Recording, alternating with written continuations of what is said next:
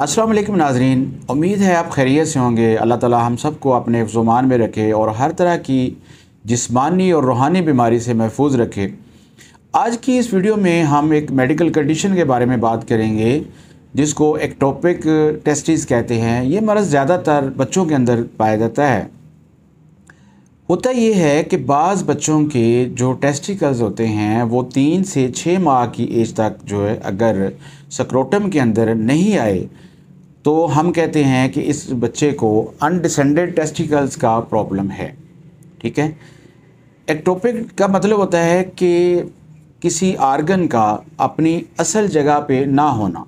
तो इसी तरह अगर स्क्रोटम जो एक थैली होती है जो जेनिटल एरिया के बिल्कुल नीचे लटक रही होती है और इसके अंदर जो टेस्टिकल हैं ये पेट से इंग्यूनल कैनाल के ज़रिए इसके अंदर आ जाते हैं। तो अगर ये ना आए तो हम कहते हैं कि इस बच्चे के टेस्टिकल्स जो हैं वो स्क्रोटम के अंदर नहीं आए। क्रिप्टोरकिडिज्म भी इसको कहते हैं इस मर्ज़ को। तो बाज़ का ये होता है कि एक टेस्टिकल जो है वो नीचे आ जाता है स्क्रोटम के अंदर और दूसरा टेस्टिकल नहीं होता। तो बाज़ का दोनों टेस्टिकल जो हैं वो नीचे नहीं आते। आम तौर पे ये मर्ज़ जो है ये उन बच्चों में ज़्यादा होता है जिनकी पैदाइश जो है वो कबल अज़ वक़्त हुई हो या पैदाइश के वक़्त वो कमज़ोर हो। तो उन बच्चों में ये ज़्यादा मसला जो है वो देखने में आता है। अब हम बात करते हैं कि इसकी वजूहात क्या हैं। अनडिसेंडेड टेस्टिकल जो होते हैं इनकी वजूहात क्या हैं। तो अभी तक कोई इसकी ठोस वजह सामने नहीं आ सकी जिसको हम कह सकें कि इसकी ये एक यानी वजह है।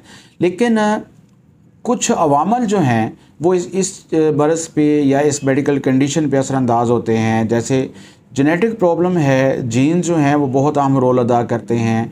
और इसी तरह अगर किसी औरत को प्रेगनेंसी के दौरान या प्रेगनेंसी से पहले उसको डायबिटीज़ रही हो या जो डिलीवरी है वो कबल अज़ वक़्त हुई हो या पैदाइश के वक़्त बच्चा कमज़ोर हो या उसकी एब्डोमिनल वाल जो है वो कमज़ोर हो, दिमागी फालज उसको हो बच्चे के अंदर, या औरत जो है वो प्रेगनेंसी के दौरान शराब पीती हो, सिगरेट नोशी करती हो।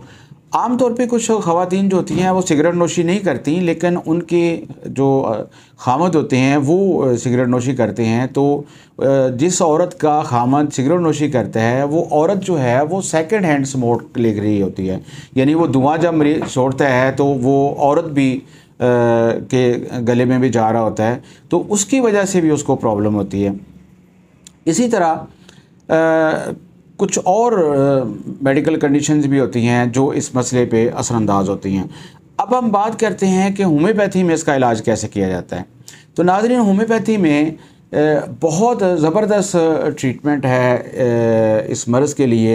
यानी कंजेनिटल जो प्रॉब्लम होती है बच्चों की उसके लिए 71 मेडिसिन जो हैं वो होम्योपैथी में पाई जाती हैं। इसी तरह अगर किसी बच्चे को उसके टेस्टिकल जो हैं वो नीचे नहीं आए, अनडिसेंडेड टेस्टिकल्स का उसको प्रॉब्लम है, तो उसके लिए 25 मेडिसिन जो हैं वो इस मसले के लिए होम्योपैथी में पाई जाती हैं। इसी तरह अगर टेस्टिकल जो हैं वो अनडेवलप्ड हैं या अनडिसेंडेड हैं तो बहुत सारी मेडिसिन ऐसी हैं जो इसके लिए इस्तेमाल होती हैं। तो नाज़रीन, आज की इस वीडियो में हम बात करते हैं एक मेडिसिन के बारे में, उसका ज़िक्र हम करते हैं जिसको थायरोडिनम कहते हैं। ये बहुत ही ज़बरदस्त मेडिसिन है जो अनडिसेंडेड टेस्टिकल के लिए इस्तेमाल होती है, अनडेवलप्ड टेस्टिकल्स के लिए इस्तेमाल होती है और सेक्सुअल आर्गन पे इसका बहुत ही अच्छा असर है। फीमेल सेक्सुअल आर्गन और मेल सेक्सुअल आर्गन दोनों पे इस मेडिसिन का बहुत ही ज़बरदस्त असर है। अगर ये मेडिसिन, इसकी अलामात अगर मौजूद हैं जिस्म के अंदर, मसलन किसी खातून को प्रेगनेंसी के दौरान अगर वोमिट होती है, कै ज़्यादा आती है या उसको मॉर्निंग सिकनेस का मसला है, तो ये मेडिसिन जो है वो बहुत ही ज़बरदस्त काम करती है। तो अगर किसी बच्चे को उसके टेस्टिकल जो हैं वो नीचे नहीं आ रहे तो ये मेडिसिन इस्तेमाल करवाने से, हाँ, शर्त ये है कि टेस्टिकल जो हैं वो प्रॉपर डेवलप हो चुके हों। यहाँ चंद बातें जो और भी मैं आपसे डिस्कस करना चाहता हूँ कि अनडिसेंडेड टेस्टिकल्स के लिए एलोपैथी में भी कुछ मेडिसिन ऐसी आती हैं जो सर्जरी के अलावा इस्तेमाल होती हैं। तो बाज़ कात एलोपैथी में तो सर्जरी ही रिकमेंड की जाती है। तो कुछ लोग ऐसे होते हैं जो अगर होम्योपैथिक तरीका इलाज जो है इसके अंदर इसका ट्रीटमेंट जो है एक ख़ास हद तक मौजूद है। हम ये नहीं कह सकते कि हर पेशेंट जिसके टेस्टिकल जो हैं वो नीचे नहीं आए, हर वो बच्चा वो बगैर सर्जरी के ठीक हो सकता है या मेडिसिन से ही ठीक हो सकता है। तो होम्योपैथी सर्जरी के ख़िलाफ़ नहीं है। इसमें आम तौर पे ये होता है कि 70% बच्चे जिनको किसी मर्ज़ की वजह से, वीकनेस की वजह से, एब्डोमिनल वाल की किसी प्रॉब्लम की वजह से, इनग्यूरल कैनाल की वजह से उनके टेस्टिकल जो है वो नीचे नहीं आ रहे होते या अनडेवलप्ड होते हैं।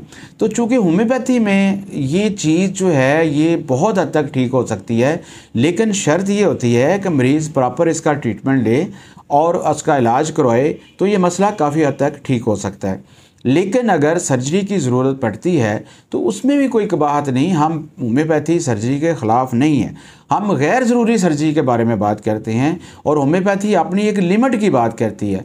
ठीक है ना जी। ये नहीं है कि कोई बंदा ये क्लेम कर रहा हो कि हर केस जो है वो अनडिसेंडेड टेस्टिकल का जो है वो बगैर सर्जरी के ठीक हो जाएगा, ये बात भी गलत है। और ये भी कहना कि हर केस के लिए सर्जरी ज़रूरी है, ये बात भी गलत है। ठीक है, तो नाज़रीन आज के लिए इतना ही। उम्मीद है आपने इससे काफ़ी कुछ सीखा होगा। इंशाअल्लाह आइंदा किसी और वीडियो के साथ हाज़िर खिदमत होगा।